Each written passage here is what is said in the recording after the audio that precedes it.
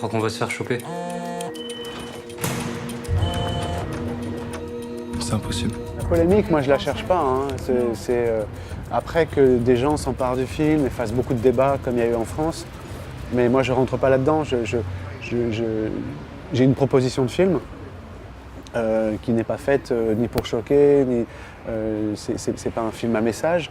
C'est quelque chose qui vient de mon ressenti et que j'essaye par la mise en scène de transformer en fiction. Maintenant plus rien sera jamais pareil.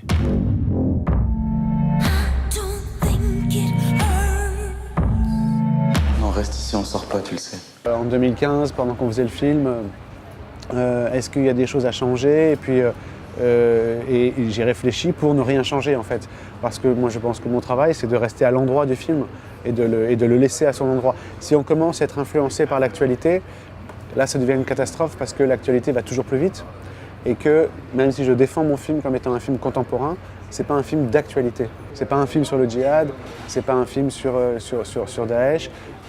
Les raisons des attaques ne sont pas du tout les mêmes. Dans mon film, les jeunes, ils vont plutôt attaquer des symboles, on va dire, oppressifs, oppressants, alors que Daesh attaque beaucoup plus des symboles de la liberté. Donc il faut pas mélanger les deux, quoi. On a montré au mois de mars le film à San Sebastian, au directeur. Eux ont voulu inviter le film très vite. Et à San Sebastian, ils ont dit et nous, on sait ce que c'est que le terrorisme. Enfin, c'était... Donc évidemment, j'attends. Bon, mon film n'est pas un reflet de la réalité, mais il y a un ressenti de réalité. C'est juste que je savais pas que j'étais capable de faire un truc comme ça. Et là, j'ai la trouille.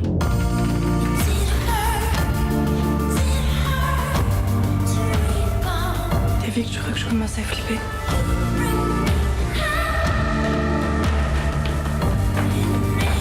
Faut rester calme.